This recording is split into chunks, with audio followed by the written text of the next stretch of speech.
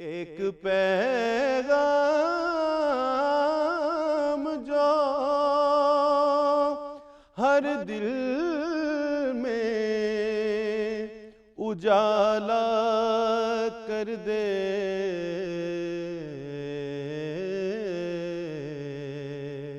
ساری دنیا کو سنانے کے لیے آپ آئے۔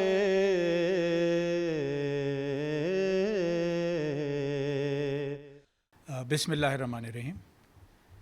میں بہت شکر گزار ہوں پاکستان ٹیلی ویژن کا کہ انہوں نے اس اہم موقع پہ اور اس بہت ہی اہم موضوع پر مجھے یہاں گفتگو کے لیے بلایا ہے اور آپ کے سامنے اپنے خیالات پیش کرنے کا موقع دیا ہے۔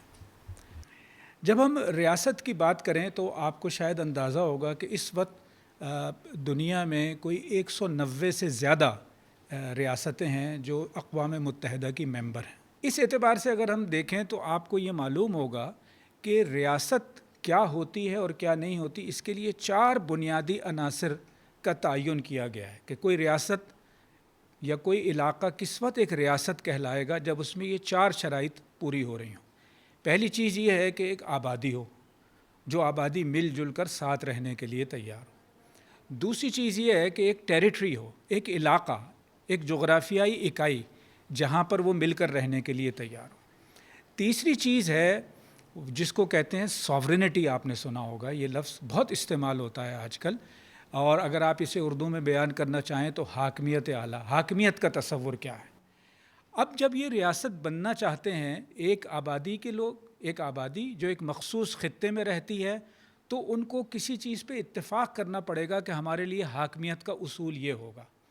حاکمیت کا اصول جب طے ہو جائے تو اس کے نتیجے میں ایک حکومت بنے گی کہ حاکمیت کے اس اصول کے تحت حکومت بنائی جائے گی۔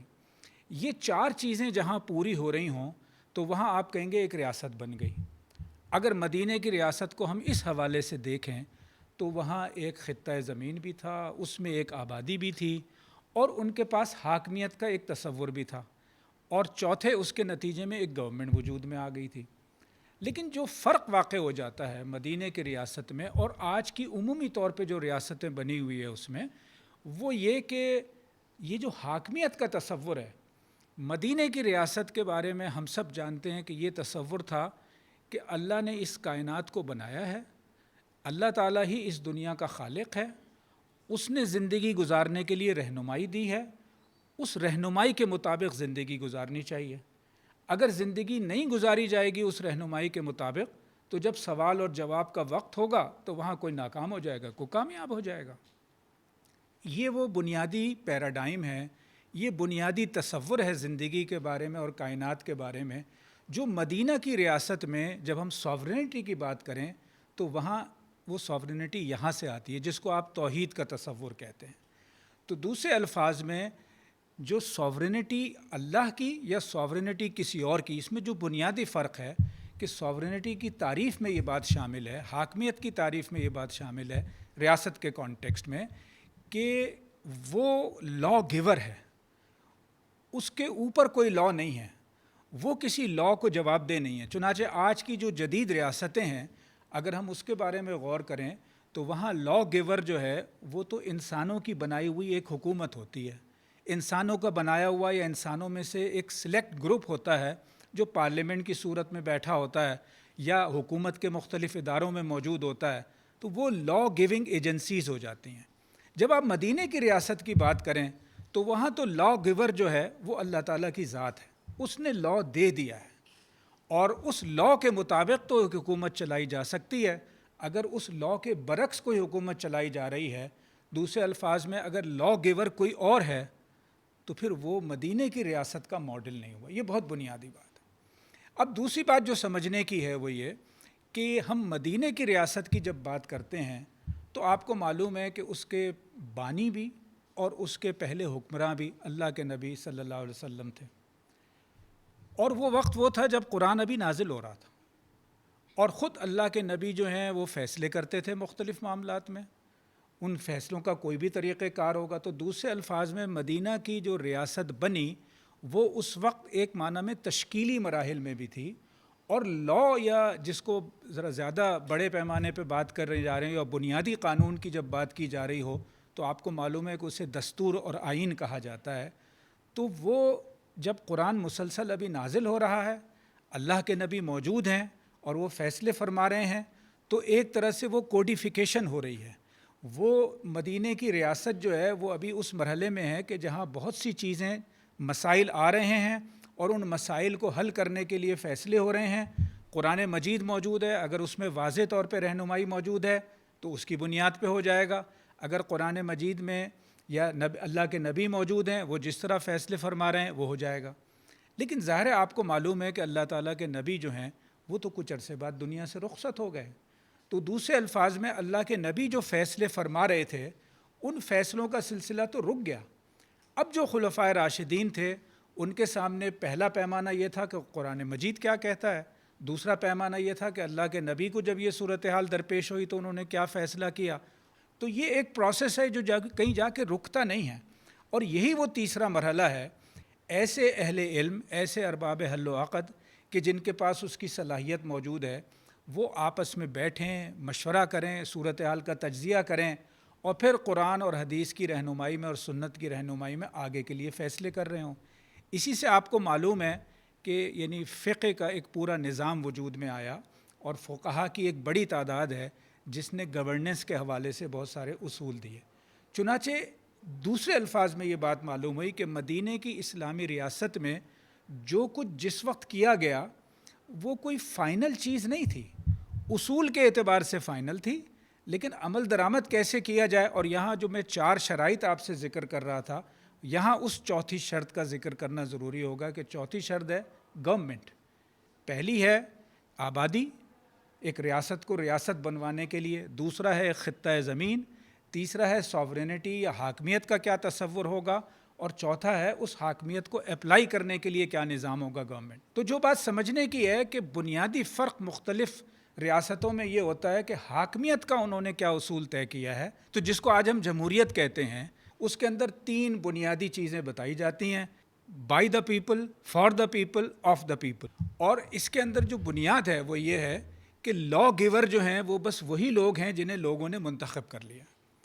تو کیا یہ جو انتخاب کا معاملہ ہے یہ مدینے کے ماڈل میں ضرورت نہیں ہوگی اس کی؟ مدینے کے ماڈل میں بھی اس کی ضرورت ہوگی, اس لیے کہ ایک چھوٹا سا علاقہ اگر اس کے اوپر حکومت کرنی ہو, اگر وہاں حکومت کرنی ہو تو وہاں تو سارے لوگ شریک کیے جا سکتے ہیں. لیکن جیسے جیسے آبادی بڑھے گی, ایک بڑا علاقہ وجود میں آئے گا, تو وہاں آپ کو لوگوں سے مشورہ کرنے کے لیے کسی نظام کی ضرورت پیش آئے گی. چنانچہ مدینے میں بھی یہ معمول تھا کہ اگر یعنی ایک شورا موجود ہے جسے آپ پارلیمنٹ کہہ سکتے ہیں, وہ شورا کے ذریعے سے فیصلے ہوں گے. لیکن اگر کوئی ایسا معاملہ ہوگا جس میں آبادی کے بڑے حصے کو جمع کرنا مقصود ہو, تو پھر مدینے میں عام اعلان کر دیا جاتا تھا اور اس کے نتیجے میں لوگ جو ہیں وہ مسجد نبوی میں آ جاتے. تو اگر اب تک کی بات کو ہم سمجھنے کی کوشش کریں تو اس میں 2 ٹوک بات یہ ہے کہ مدینے کی ریاست اس اعتبار سے کسی بھی دوسری ریاست سے مختلف نہیں کہلائے گی کہ آبادی ضروری ہے, ایک خطہ زمین ضروری ہے, سوورینٹی کے بارے میں, حاکمیت اعلیٰ کے بارے میں ایک اتفاق رائے ضروری ہے, اور اس کے نتیجے میں ایک گورنمنٹ وجود میں آئے گی. لیکن یہ بات معمولی نہیں ہے کہ سوورینٹی کے بارے میں جو اتفاق رائے ہے وہ کیا ہے, چونکہ یہی جو ہے گورنمنٹ کے پورے نظام کو ترتیب دینے میں مدد دیتا ہے. اب آپ خود سمجھ لیجئے کہ ایسے کسی ریاست کا حکمراں جو اللہ تعالیٰ کی حاکمیت پر یقین رکھتا ہو اور ایسی کسی حاکمیت مطلق یا حاکمیت اعلیٰ پر یقین رکھتا ہو, اور ایسی ریاست جس کا حکمراں اس پہ یقین نہ رکھتا ہو, تو ان دونوں میں کتنا فرق ہو جائے گا. اور یہی وہ فرق ہے جو مدینے کے اس ماڈل میں ایک طرح سے آپ کو نظر آتا ہے. یہ چیز کہ مدینہ کا یہ ماڈل تھا کیا, اس کے اندر میں آپ کے سامنے چند نکات پیش کر دیتا ہوں جس سے اس کو سمجھنے میں مدد ملتی ہے. دیکھیے, یہ تو حاکمیت اعلیٰ کے اس تصور کے ساتھ ہی بات واضح ہو جاتی ہے کہ مدینے کے اس ماڈل میں لا گیور اللہ تعالیٰ ہے. دوسری بات یہ کہ مدینے کی یہ ریاست جو قائم ہوئی تھی یہ مکے کا تسلسل تھا. مکے کا تسلسل کیا مطلب ہے کہ اس کے پیچھے ایک جد و جہد تھی، اس کے پیچھے دعوت دینے کا عمل تھا، دعوت قبول کرنے والوں کی تربیت کا عمل تھا، اس میں کشمکش کے میدان بھی آئے، تشدد کا بھی سامنا کرنا پڑا، مظالم کا بھی سامنا کرنا پڑا۔ ایک سے زائد مرتبہ ایسا ہوا کہ آپ کو سرداری کی پیشکش کی گئی، آپ کو کہا گیا کہ اگر تم سردار بننا چاہتے ہو تو ہم تمہیں سردار بنا لیتے ہیں، اور آپ کو معلوم ہے آپ نبی صلی اللہ علیہ وسلم نے انکار کر دیا۔ تیسری چیز جو ہے وہ اگر آپ کو یاد ہو تو وہ تھی میثاق۔ پہلا میثاق تو اگر میں یہاں اس سلسلے میں عرض کروں مدینہ کی ریاست کے حوالے سے، تو آپ نے بیعت عقبہ ثانیہ آپ نے ذکر سنا ہوگا کہ مدینے سے لوگ آئے، انہوں نے آپ صلی اللہ علیہ وسلم سے ملاقات کی اور آپ کے ساتھ بیعت کا عمل کیا۔ یہ نبی صلی اللہ علیہ وسلم کی مدینہ جانے کے لیے بنیاد بنا۔ انہوں نے آپ کو دعوت دی، آپ کے ساتھ مل کر آپ کے کہنے کے مطابق عمل کرنے کا اعلان کیا۔ اس کے نتیجے میں آپ صلی اللہ علیہ وسلم بعد میں مدینہ تشریف لے گئے۔ یہ ایک میثاق تھا۔ دوسرا میثاق آپ کو معلوم ہے، آپ نے بہت سنا ہوگا، میثاق مدینہ کے عنوان سے۔ یہ دونوں میثاق جو ہیں یہ ایک طرح سے مدینہ کی ماڈل ریاست جو ہے یا اس ریاست کا ماڈل بنتے ہیں۔ تو میثاق مدینہ یہ بتاتا ہے کہ جب دو مختلف گروہ آپس میں کوئی معاہدہ کرنا چاہیں تو اس کی بنیاد کیا ہوگی، اس کی تفصیلات کیا ہوں گی۔ تو یہ تیسری چیز ہے جو مدینہ کے اس ماڈل میں نظر آتی ہے۔ پہلی چیز نبی صلی اللہ علیہ وسلم کی ذات کی مرکزیت، دوسری چیز مدینہ جو ہے وہ مکے کا تسلسل ہے، از خود نہیں ہے، اور تیسری چیز میثاق۔ چوتھی چیز آپ کو معلوم ہے کہ نبی صلی اللہ علیہ وسلم نے مدینہ جانے کے بعد کیا کام کیا۔ آپ نے بہت ابتدائی کاموں میں سے تھا کہ مسجد نبوی کی بنیاد رکھی، اور یہ مسجد نبوی کی جو بنیاد رکھی یہ کوئی محض نماز پڑھنے کے لیے نہیں تھی، یہ تو نماز پڑھنے کے ساتھ ساتھ اسلامی حکومت کا، مدینے کی اس حکومت کا مرکز تھا۔ یہ سیکریٹریٹ تھا، یہ پارلیمنٹ تھی، یہیں پہ بیٹھ کے مشورے ہوتے تھے، یہ عدالت کی جگہ بھی تھی۔ تو ساری کی ساری جو سوسائٹی ہے اور ریاست ہے اس کا مرکز مسجد ہوگی۔ یہ مدینے کے اس ماڈل کا ایک اہم نقطہ ہے۔ اس سے آگے چلیے تو مسجد کے ساتھ آپ کو معلوم ہے کہ وہاں اصحاب صفہ کا ایک مدرسہ تھا، تو ایک پورا تعلیمی نظام، اس تعلیمی نظام کی بنیاد وہاں ڈال دی گئی پہنچنے کے فوراً بعد، مدینہ کی ریاست کے اس قائم ہونے کے بعد۔ اس اعتبار سے اگلا جو میم آتا ہے، آپ نے نوٹ کیا ہوگا، میں سارے یہ میم کے ساتھ آپ کے ساتھ بات کر رہا ہوں۔ اگلا جو میم آتا ہے وہ بھی آپ نے سنا ہوگا، مواخات کا نظام، کہ ایک انصار اور ایک مہاجر، ان دونوں کو بھائی بھائی بنا دیا گیا، ان کے معاملات کو مشترک کر دیا گیا۔ یہاں سے آبادی کے درمیان آپس کے تعلقات کیسے ہوں، لوگوں کے درمیان انٹریکشن کیسے ہو، انسانوں کے درمیان اس تعلق کے لیے ایک بنیاد ڈال دی گئی، ایک ایسی بنیاد کہ کوئی کسی کا دشمن نہیں ہے۔ اور اس بنیاد میں وہ چیز بھی ختم ہو گئی کہ علاقائیت ہے، نسل ہے، برادری ہے۔ اب یہ نئی برادری ہے جو ایمان کی بنیاد پہ قائم ہوئی ہے۔ تو مدینہ کا ماڈل یہ کہتا ہے کہ وہ ریاست جو آج مدینہ کے ماڈل پر قائم ہوگی، اس میں یہ ساری چیزیں شناخت کے لیے تو ہو سکتی ہیں کہ کون کس برادری سے تعلق رکھتا ہے اور کون کس علاقے یا زبان کا بولنے والا ہے، لیکن جہاں تک انسانوں کے درمیان تعلق ہے اس میں یہ بنیاد نہیں ہوگی، بلکہ اخوت جو ہے وہ بالکل ان کے درمیان اس عقیدے کی بنیاد پہ ہوگی جس پہ وہ قائم ہے۔ اگلی چیز ہے مساوات۔ تمام لوگ برابر ہیں، یہ کہہ دینا آسان ہے۔ تو یہ جو مساوات ہے یہ روزمرہ زندگی میں بھی نظر آنی چاہیے، اور یہ فیصلوں میں بھی نظر آنی چاہیے، اور اعلیٰ ترین درجے پہ جو فیصلے کیے جا رہے ہیں اس میں بھی نظر آنی چاہیے۔ اس ماڈل کا جو اگلا حصہ ہے وہ اگر آپ غور کریں، میں اسے ماں کے عنوان سے آپ کے سامنے پیش کر رہا ہوں۔ ماں سے مراد یہ ہے کہ جو ازواج مطہرات تھیں، ان کا کیا رول تھا مدینہ کے اس ماڈل میں، ریاست میں؟ ان کا رول یہ تھا کہ جو سب سے بڑا آدمی ہے، جو حکمراں ہیں، اس کی زندگی سے جو سبق سیکھا جا سکتا ہے، اس کی پرائیویٹ لائف ایک طرح سے ہمارے سامنے آ رہی ہے۔ وہ کس طرح گھر میں بیہیو کرتا ہے، وہ کس طرح رہتا ہے، اور یہ آئندہ کے لیے ایک بنیاد بن رہی ہے۔ اور اس اعتبار سے فیملی یا خاندان کا جو پورا نظام ہے اس کے لیے ایک طرح سے یہاں سے ہدایات مل رہی ہیں۔ پھر مفاد عامہ، سوشل ویلفیئر، ہر انسان کے حقوق ہیں، حقوق العباد، اس کا پورا انتظام ہونا چاہیے۔ پھر مذاکرات اور سفارتکاری۔ یہ مذاکرات اور سفارتکاری کیا ہے؟ آپ نے سنا ہوگا، پڑھا ہوگا آپ نے کہ ایک طرح سے اللہ کے نبی کی جانب سے مختلف حکمرانوں کو خطوط بھیجے گئے، اور یہ خطوط بھیجے گئے ان سے تعلق قائم کرنے کے لیے، تعلق کی نوعیت کو واضح کرنے کے لیے، دعوت دینے کے لیے دعوت قبول کرنے کی صورت میں کیا ہوگا، دعوت قبول نہ کرنے کی صورت میں کیا ہوگا، تو یہ مذاکرات اور سفارتکاری، اور مذاکرات اور سفارتکاری اس شکل میں بھی ہو رہی ہوتی تھی کہ باہر سے جو وفود آ رہے ہیں وہ مسجد نبوی میں ان کے ساتھ بیٹھ کے ایک طرح سے تمام معلومات، واقعات، تعلقات، ان ساری چیزوں پہ بات چیت ہو رہی ہے۔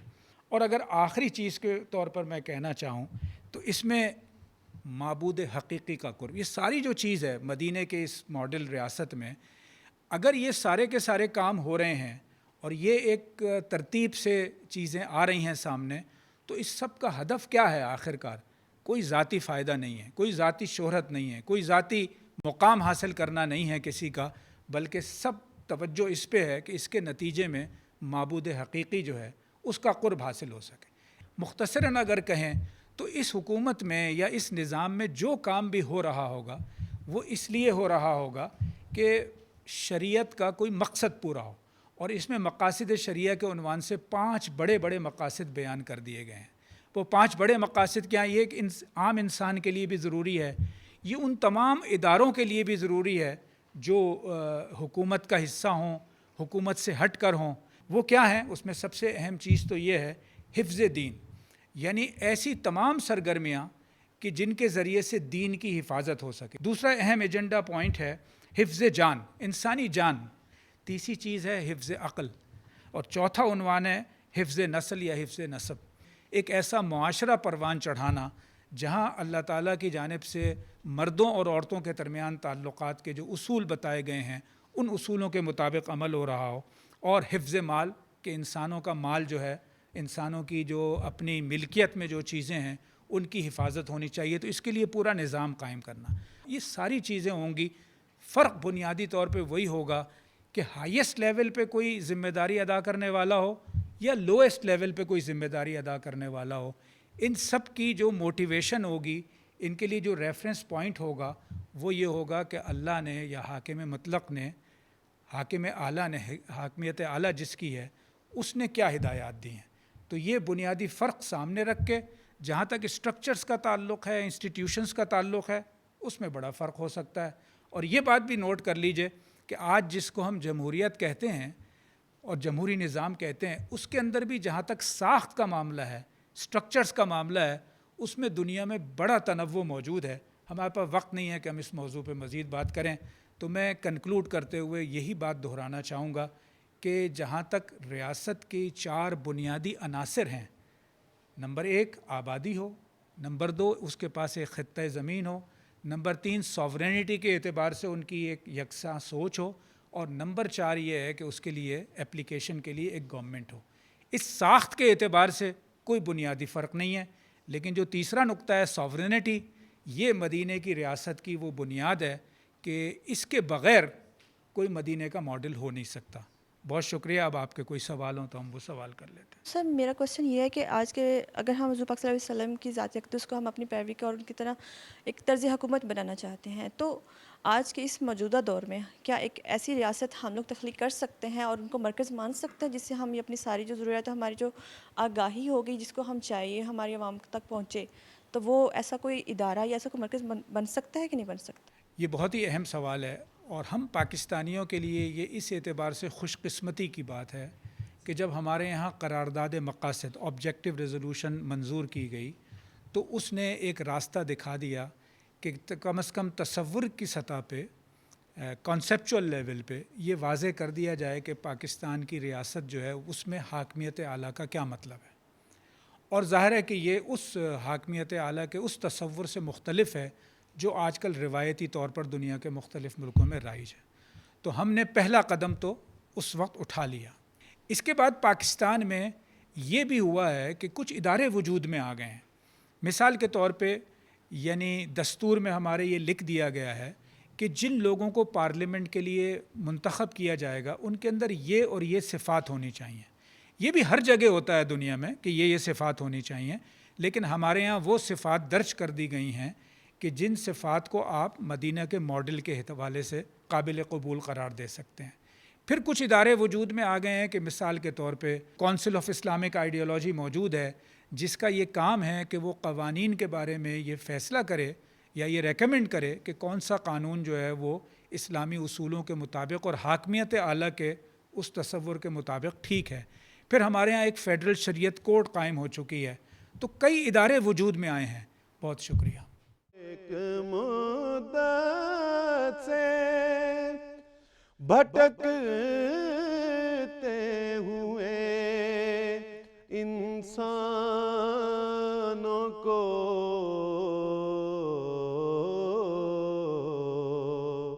ایک مرکز پہ بلانے کے لیے